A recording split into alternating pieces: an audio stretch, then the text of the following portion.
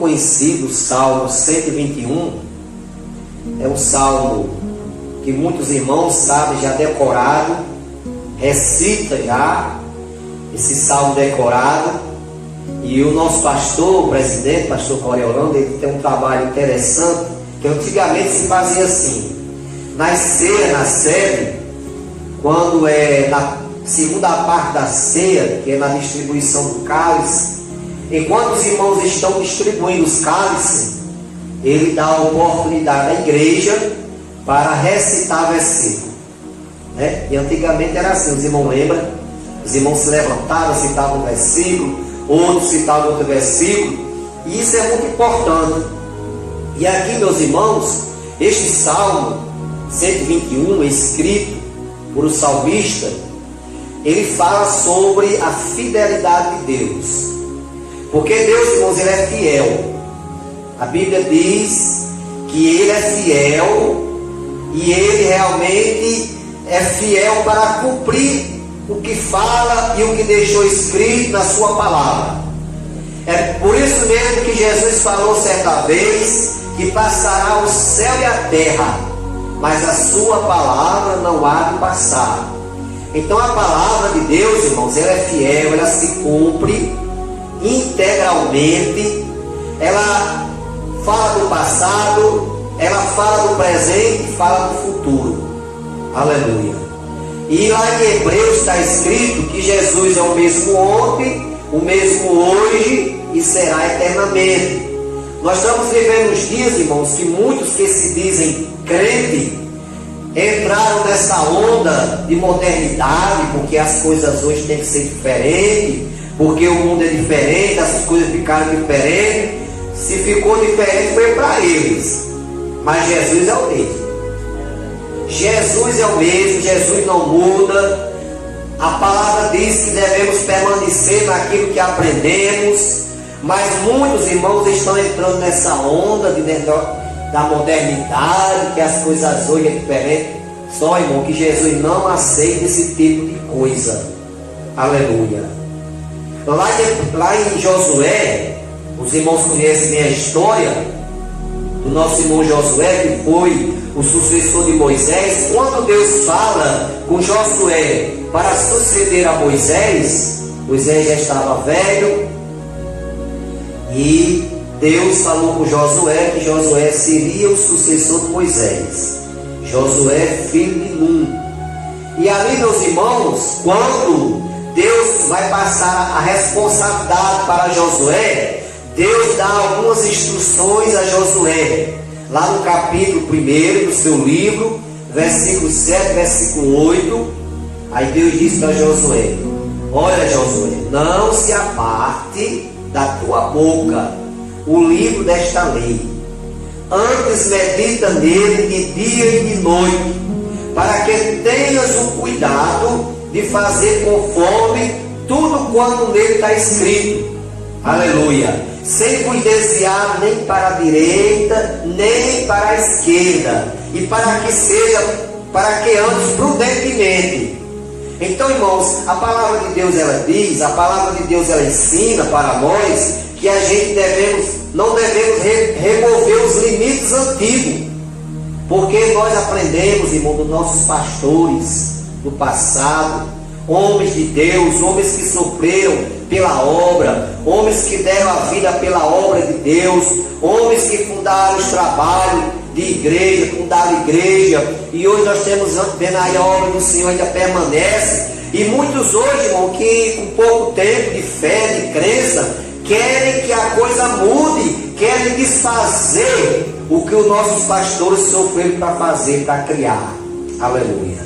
Mas nós nessa noite, irmãos, estamos aqui para aprender conforme a palavra ensina e para viver conforme a palavra de Deus.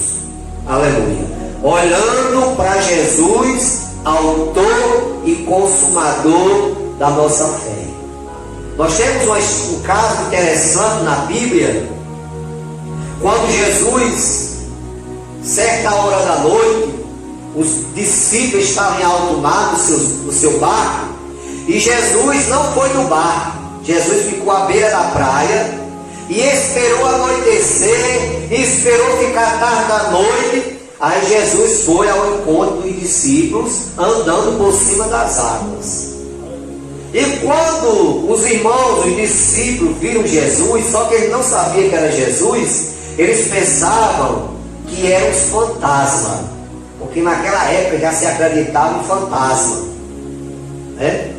E quando eles tiveram medo, aí Jesus disse: não tem mais, sou eu. Aí Pedro disse: Senhor, se é o Senhor, permita que eu vá ao teu encontro. Aí Jesus diz: vem, Pedro.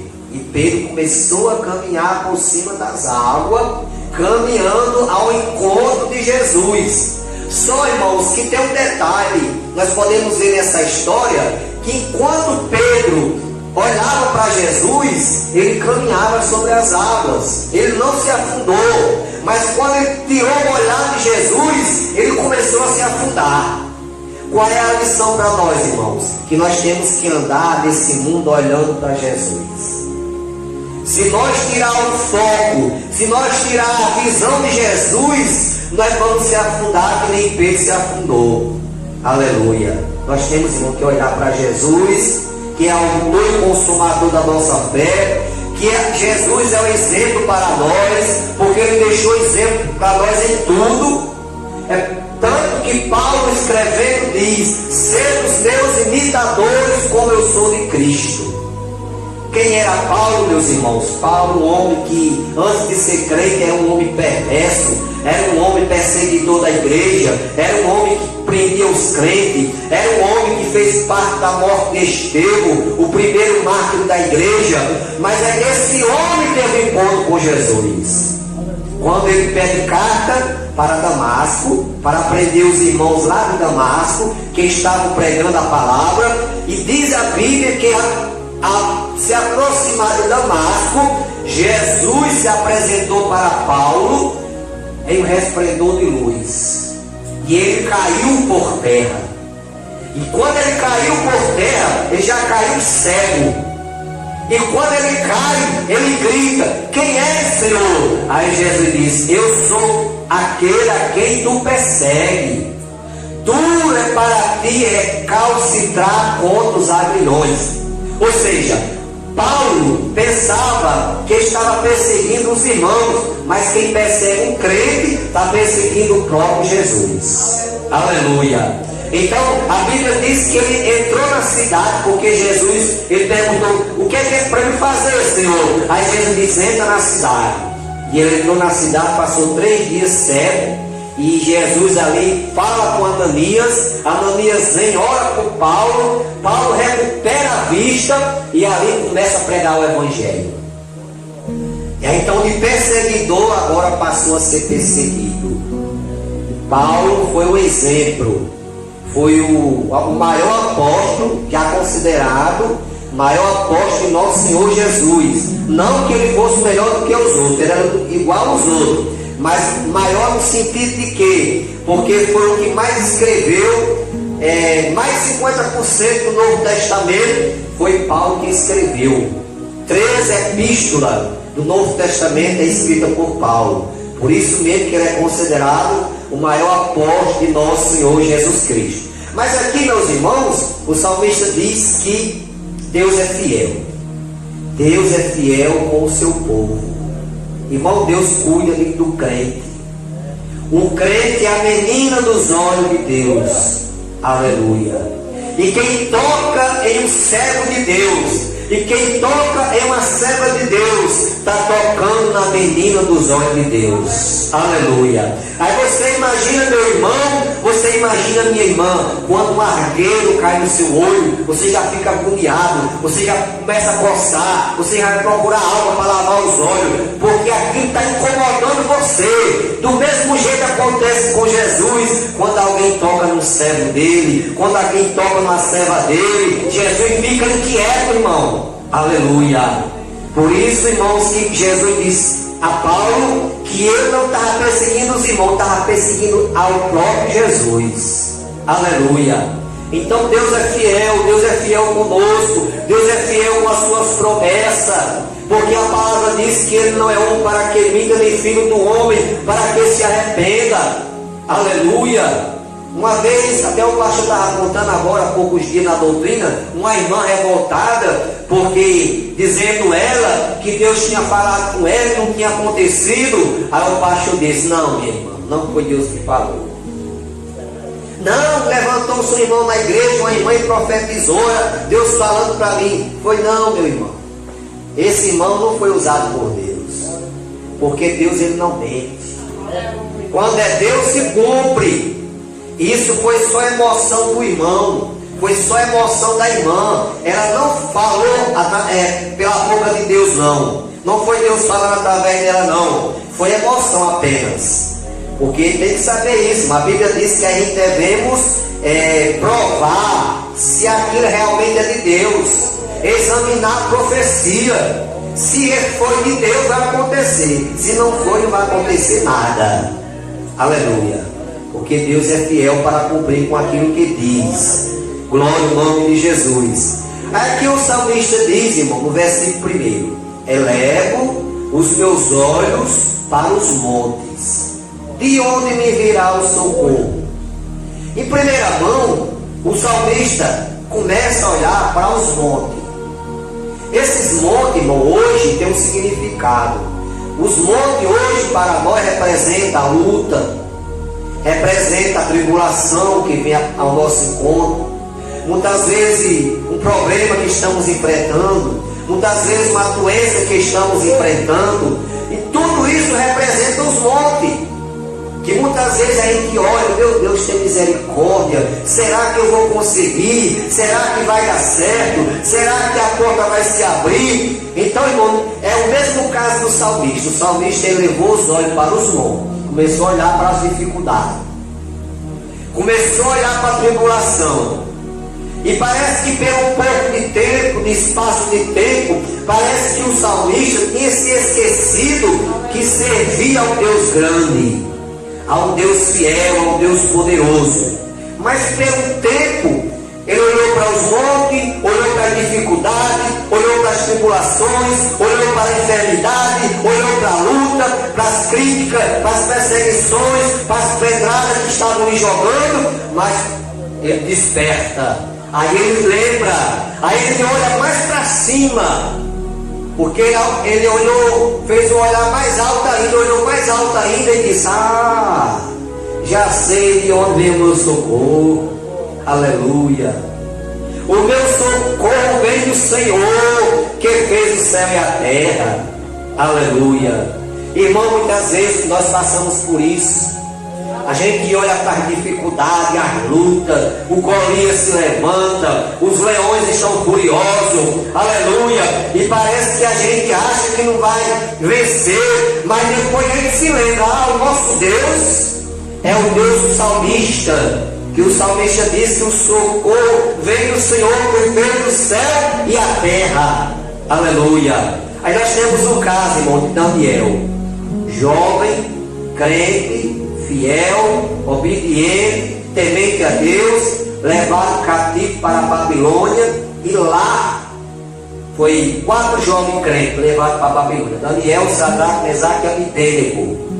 E quando aqueles 4 jovens crentes chegaram naquela terra idólatra, porque lá na Babilônia era só idolatria, para começo eles adoravam até o próprio rei Nabucodonosor. Nabucodonosor era um instrumento de adoração para os babilônios. E ali, irmãos, quando eles chegaram lá, aí o rei deu uma ordem que eles tinham que comer do maná do rei e beber do seu vinho. Quando Daniel ouve, toma conhecimento disso, Daniel conversa com o chefe da cozinha e diz: olha, faz o seguinte, a gente não queremos comer do banquete do rei e nem beber do seu vinho. Nós queremos somente legumes e água. Aí o chefe da cozinha disse: não, mas eu não posso desobedecer a ordem do rei, porque eu posso perder a minha cabeça. Aí Daniel disse: não, mas faz isso por 10 dias. Se com 10 dias nós não tivermos um semblante mais bonito do que os outros, porque o rei queria que eles comessem bem para ficar forte, bonito, mais ainda, uma cor mais bonita, assentada. Aí Daniel disse: faz o seguinte, prova nós 10 dias, traga 10 dias água e legume.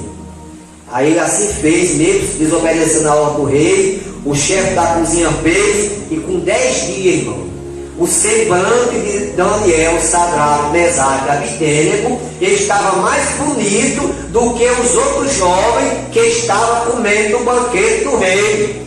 Aleluia! E ali, irmão, Daniel permaneceu fiel.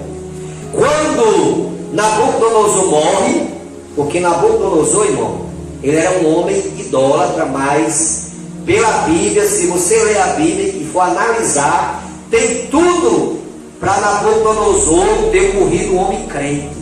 Depois daquela prova, quando ele se orgulhou e Deus fez ele comer capim, passou 7 anos comendo capim, irmão. As suas unhas cresceram, o seu pelo cresceu, ficou sujo lá no campo junto com os animais comendo capim. Depois disso, aí ele reconheceu que o Deus de Daniel era um Deus poderoso, e tudo indica que Nabucodonosor se converteu. Aleluia. Quando ele morre, o seu filho assume. Só que depois vem o seu neto que assume. E o seu neto, irmão, era um jovem cruel, era rebelde, era um homem que não tinha Deus no coração, era um homem que não temia a Deus, era um homem que fazia tudo contra a vontade de Deus. Aí Deus permite que o reino da Babilônia fosse entregue ao rei Dário, aos medos e persas. E ali o reinado de Nabucodonosor é derrotado, o batalhão, o exército, e é dado ao rei Dário. Quando o rei Dário assume o império da Babilônia, aí o rei Dário faz uma reunião, porque o império da Babilônia, irmão, era muito grande, era uma coisa enorme. Na época era o maior reinado que tinha na época, era o da Babilônia. Aí o rei Dário se assenta, faz uma reunião e pega o reino e divide em 120 províncias. Em cada distrito ele coloca um presidente, e sobre aqueles 120 presidentes ele coloca 3 supervisores, e um desses supervisores era Daniel, porque esse supervisor era para coordenar os 120 presidentes para que o reino de Dário não tivesse prejuízo. E, irmão, Daniel, a Bíblia diz que Daniel se destacou de entre os 2 príncipes e os 120 presidentes. Ele se destacou, porque, irmão, quem é fiel a Deus se destaca. Aleluia! Deus abençoa quem é fiel. É a promessa dele para a sua igreja, que aonde a gente pisar a planta do nosso pé será abençoado. Aleluia! E ali, meus irmãos, Daniel se destaca, e o rei Dário pensa em colocar Daniel como a sua segunda pessoa. Ora, irmão, 120 presidentes, com 2 príncipes, 124. Mas o rei achou em Daniel um verdadeiro homem de Deus, um homem sincero, fiel. Só que aquilo, irmão, trouxe uma inveja. Aleluia. Porque tem pessoas por aí, irmão, que nem tem, nem quer, e nem quer que os outros tenham. É desse jeito. Ele nem quer para ele, nem quer que os outros tenham também. E ali, meus irmãos, aqueles 120 homens, 120 presidentes, os 2 príncipes, ficaram com inveja de Daniel e começaram a procurar um defeito em Daniel, para acusar Daniel, para condenar Daniel. Só que não encontraram, porque quando o crente é fiel, ele é fiel mesmo. Aleluia! Louvado seja o nome do Senhor. E eles caçaram de um lado e do outro e não encontraram. Como é que a gente vai condenar esse homem? Nós temos que mostrar alguma coisa ao rei que condene Daniel. E foram achar, irmão, sabe aonde? Na crença dele. Como? Eles chegaram para o rei Dário e lançaram a proposta. Isso era uma trama dele. Só que o rei Dário não tinha conhecimento dessa trama. E eles disseram: rei Dário, assina um decreto que daqui a 30 dias ninguém pode orar a outro Deus a não ser o Senhor, e ninguém pode pedir nada a outro homem a não ser o Senhor. Aí o rei, irmão, como era um homem já que não tinha conhecimento de Deus, aí achou aquilo muito bom para ele, porque ele ia ser exaltado, ia ser considerado um Deus. Aí entrou o orgulho nele, aí ele assinou o decreto que durante 30 dias, homem nenhum, mulher nenhuma podia pedir outra coisa a outro Deus a não ser a ele. E ali foi assinado o decreto. Só que Daniel, irmão, quando tomou conhecimento desse decreto, Daniel não deixou de orar, porque Daniel orava 3 vezes ao dia. Mas mesmo depois do decreto assinado, Daniel não deixou de orar, continuou orando 3 vezes ao dia. E os seus algozes, os seus invejosos lá, foram olhar se Daniel estava orando ao seu Deus. E quando chegaram, Daniel estava no seu quarto de joelho, em busca de Jerusalém, orando 3 vezes ao dia. E eles foram contar ao rei, e o rei gostava muito de Daniel, fez tudo para livrar Daniel da cova dos leões, mas como a lei não podia ser revogada, porque a lei dos medos e persas não podia ser revogada, depois de assinado tinha que se cumprir. E quando ele fez de tudo que não conseguiu, aí ele autorizou a lançar Daniel na cova dos leões. Só que o texto diz, a história diz, que o rei Dário não dormiu. Ele passou a noite toda em claro, jejuando por Daniel. Passou a noite toda sem dormir. Quando amanheceu o dia, ele foi na cova dos leões, chegou lá na cova, na porta da cova lá, na boca, ele gritou: Daniel, porventura o teu Deus te livrou dos leões? Porque o rei Dário, irmão, ele sabia que Daniel seguia um Deus poderoso. E quando ele gritou, Daniel respondeu lá de dentro da cova: é verdade, ó rei, que o meu Deus enviou o seu anjo e me guardou da boca dos leões. E ali o rei Dário chamou os soldados, mandou tirar Daniel da cova, pegou os acusadores e jogou na cova dos leões. Disse que os leões estraçalharam ele. Aleluia, os acusadores de Daniel. Então, meus irmãos, Deus é fiel para aquele que é fiel a Ele. Se eu for fiel a Deus, Ele é fiel comigo. Aleluia. Porque a palavra dele nos ensina dessa forma. Então o salmista diz: eleva os meus olhos para os montes, de onde me virá o socorro? O meu socorro vem do Senhor, que fez o céu e a terra. Então o nosso socorro nas horas de luta, nas horas de dificuldade, nas horas de aperto, porque nós sabemos, irmão, que enquanto a gente estiver aqui na terra, a gente vai passar por lutas, vamos passar por dificuldade, vamos passar por momentos que eu tenho experiência, que eu já passei por um momento difícil, financeiramente falando, quando eu recém-casado, 1 ano e pouco de casado, aí as portas de emprego se fecharam para mim, e nós começamos a passar privacidade, eu e minha esposa, e chegou o dia, irmão, de não ter o que a gente comer. Aleluia. E a gente fomos para o círculo de oração. Aleluia. O círculo de oração em Mossoró é à tarde. Todo dia em Mossoró tem círculo de oração. Todo dia. Pela parte da tarde. E nós fomos para o círculo de oração à tarde. Irmão, chegamos lá, eu e minha esposa. Até para orar nós tínhamos dificuldade. Porque quando nós estamos na luta, irmão, nem a oração a gente vem para a gente orar. É aquela luta, é aquela batalha. E ali mesmo, só pedindo a misericórdia de Deus e mostrando a Deus a situação, mas ele já sabia, mas nós temos que orar, porque ele diz: pedir, pedir, já se usar. E assim a gente oremos, e quando terminou o ciclo de oração, eu saí mais a minha esposa. Antes de nós dobrar uma esquina, a gente escutou uma voz: irmão, irmã, peraí. E a gente olhamos, irmão, era uma irmã que a gente nunca nem tinha visto. A primeira vez que ela estava vindo no sítio de oração, ela era do estado do Ceará. Ela estava vindo morar em Mossoró. E ela foi para o sítio de oração. E quando ela nos chamou, aí ela disse assim: irmã, eu não lhe conheço, nem o irmão também. Mas quando eu estava de joelho orando, Deus falou comigo. Deus falou comigo. E eu quero que vocês vão lá em casa. Aí eu fiquei assim, na minha esposa um pouco assim, envergonhado. Aí não conhecia a irmã.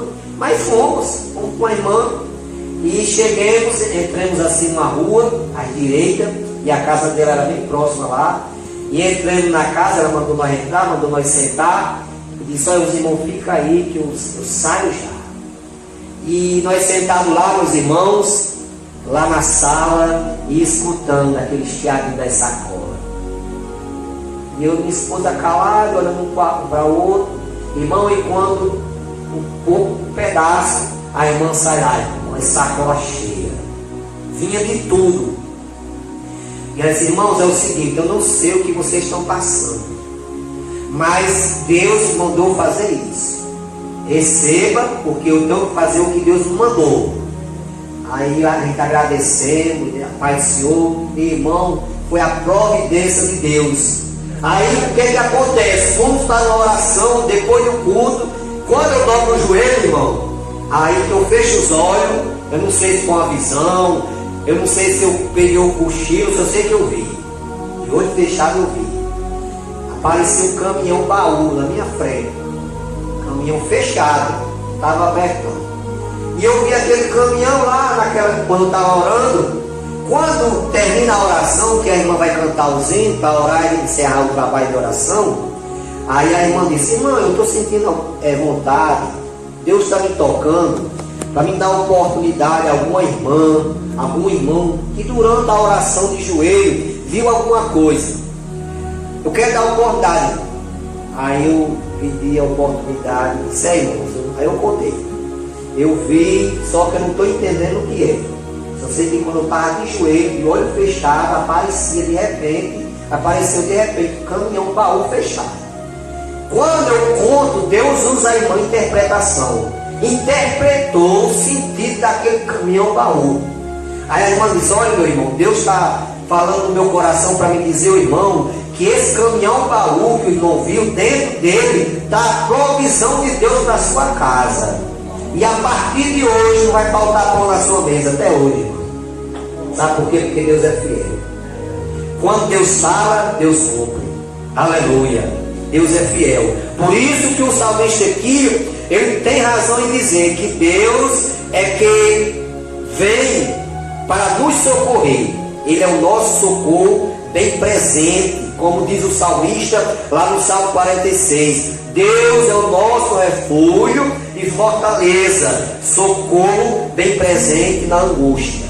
Aí o salmista continua: não deixará vacilar o teu pé, aquele que te guarda não tosquenejará.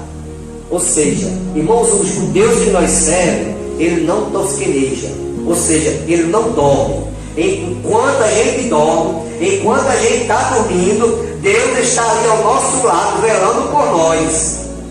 Por isso que o salmista diz: eu me deitei, eu dormi, eu acordei, eu me levantei, porque o Senhor me guardou.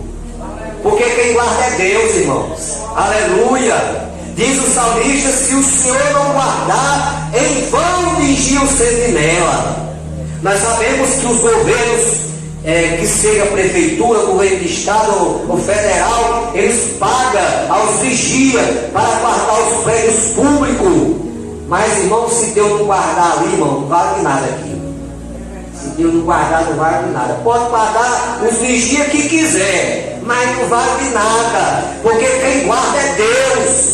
Então, enquanto a gente dorme, Deus está ali guardando, Deus está liberando por nós. E daí eu me lembro, irmão, da irmã que quando foi orar, pediu a Deus: Senhor, me cubra com teu sangue. A irmãzinha morava só, uma senhora de idade, e ela orava e sempre pedia a Deus: Senhor, me guarda, me cobre com teu sangue. E ali se deitava e ia dormir. Nessa noite, quando ela orou, pedindo a Deus para cobrir com o sangue dele, a Jesus, Aí, de repente, quando ela estava dormindo lá na casa dela, vem dois criminosos e se combina em assaltar a casa da irmã. Quando ele sobe na casa, que não era muito alta, que ele tira as telhas, que olha para o quarto da irmã, está a irmã em cima da cama, banhada de sangue. Deus permitiu eles verem. Aí ele já disse, que já vieram primeiro que nós mataram a mulher aí. Vamos embora. Então foram embora. Aleluia. No outro dia, eles disseram, vamos passar na casa daquela mulher lá, para ver o que aconteceu, saber quem foi que matou ela. Quando eles iam passando, estava a irmãzinha varrendo o terreiro. Aí, como é que pode, essa mulher estava morta essa noite, estava varrendo agora o terreiro? E teve um irmão que não conseguiu guardar, ele não aguentou, a consciência pesou, e ele chegou para a irmã e confessou que estava pensando em fazer. Aí ele perguntou, mas como é que pode, a senhora não estava morta?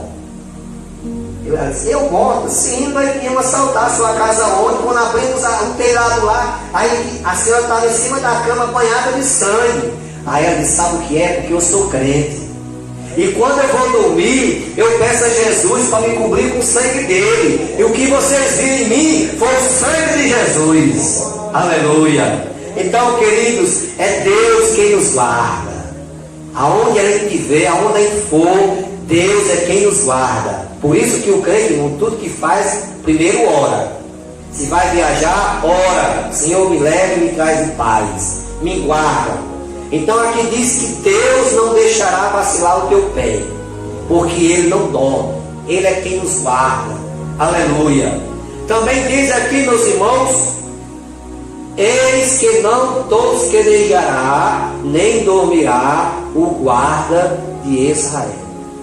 Então Deus é o guarda de Israel. Israel, já falamos aqui, né, que está em guerra por causa do ataque do Hamas, né, que é um grupo terrorista que está na terra só para fazer o mal. Tá aí, mataram 40 crianças inocentes, arrancaram as cabeças das crianças e outras coisas que já fizeram e estão fazendo. E Israel é a nação escolhida por Deus, e Israel, nossos irmãos. Nós somos irmãos, somos pertencentes à nação de Israel, porque nós somos o Israel espiritual. Aleluia. Então os israelitas, os judeus, são os nossos irmãos, é a nação eleita, é a nação que Deus escolheu, como lá em Pedro está escrito, que é nação santa, povo eleito, povo adquirido, né? Então Deus escolheu a nação de Israel. Então Deus é o guarda de Israel, e eu creio verdadeiramente, irmão, que Israel será vitoriosa. Por quê? Porque Ele está com Israel. Diz aqui o salmista, o Senhor é quem te guarda, o Senhor é a tua sombra, é a tua direita. Então o Senhor, irmão, é quem nos guarda. Ele é a nossa sombra, Ele está à nossa direita. Lá no Salmo 91, o salmista diz assim, aquele que habita no esconderijo do Altíssimo, a sombra do Onipotente descansará. Direi do Senhor, Ele é o meu Deus, é o meu refúgio, é a minha fortaleza, e nele confiarei, porque Ele me livrará do laço do passarinheiro, da peste perniciosa. Ele me cobrirá com as suas asas, e debaixo das tuas penas estarei seguro. A tua verdade é escudo e broquel. Não temerei espanto noturno, nem seta que voe de dia, nem é morte que ande na escuridão, nem mortandade que assola o meu dia. 1000 cairão do meu lado, 10.000 à tua direita, mas tu não serás atingido. Então, irmãos, 10.000 cairão ao nosso lado, 10.000 à nossa direita, mas nós não seremos atingidos, porque Deus é quem nos guarda. Nós somos guardados pelo Senhor. Aí diz aqui, o Senhor é quem te guarda. O Senhor é a tua sombra, é a tua direita. O sol não te molestará de dia, nem a lua de noite. Quando o povo de Deus foi tirado lá do Egito, os irmãos conhecem a história, eles atravessaram o deserto, pelo Mar Vermelho, E ali, meus irmãos, havia um milagre de Deus. Por quê? Porque o deserto é quente, temperatura terrível do deserto. Mas Deus, durante o dia, colocava uma nuvem para guardar o povo, para o povo não ser aquecido pelaquela temperatura alta do deserto. E à noite fazia muito frio, porque assim como é muito quente durante o dia, uma temperatura horrível, à noite o frio também é grande. E Deus botava uma nuvem de fogo, uma coluna de fogo, para que o povo não sofresse, não, vamos dizer assim, não congelasse com aquele frio grande, né? Então Deus guarda o seu povo, irmão. De dia e de noite, Deus protege aquele que o ama, aquele que o serve, aquele que guarda a sua palavra. Aí diz aqui: o Senhor te guardará de todo mal, Ele guardará a tua alma, o Senhor guardará a tua entrada e a tua saída, desde agora e para sempre. Então, irmão, Deus guarda a nossa entrada, Deus guarda a nossa saída, aleluia. Porque quando a gente não era crente, irmão, havia ambientes que Deus não entrava com a gente, porque na verdade Deus é amor, e Deus, pelo seu amor, muitas vezes guarda até também pessoas que ainda não confessam Jesus.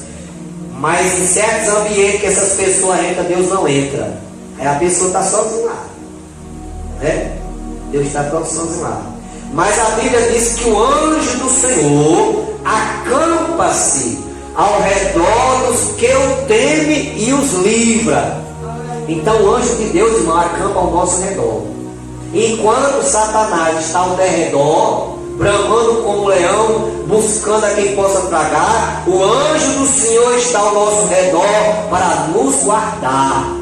E o anjo do Senhor é poderoso, tem mais poder do que Satanás, é tanto que ele não pode, o Satanás não toca no crente, a não ser permissão de Deus.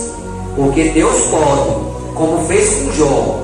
Satanás tocou em Jó por permissão de Deus, para mostrar a Satanás que Jó era fiel. Porque quando a Bíblia diz que os filhos de Deus vieram à presença de Deus, Satanás no meio, aí Deus perguntou: de onde vem Satanás? Aí Satanás disse: de rodear a terra e passear por ela. Quer dizer, aí Deus disse: tu viste teu servo Jó, como ele é fiel? Aí Satanás disse: mas também rico daquele jeito que não é fiel. Porque Satanás pensava que Jó só era fiel porque tinha riqueza. Aí Deus disse: pois vai lá, toca os bens dele, pode destruir tudo, só não toca na vida. Aí Satanás veio, tocou, destruiu tudo, toda a riqueza. Os 10 filhos morreram. Quando aconteceu tudo, aí Jó permaneceu fiel. Aí Deus disse: está aí, Satanás, mesmo sem nada, está vendo aí meu servo Jó como é fiel? Aí Satanás disse: mas também com a saúde daquela. Porque, irmão, o diabo é tão lindo que nem tem, e nem quer que os outros tenham, que Satanás nem uma casa para morar tem. Porque o inferno já foi Deus que fez para ir morar futuramente, eternamente lá. Aleluia. Porque o inferno foi criado para Satanás, que vai ser lançado lá, né, com seus anjos. Aleluia. Aí Deus disse: pois vai lá, toca nele, na carne. Tocou na carne.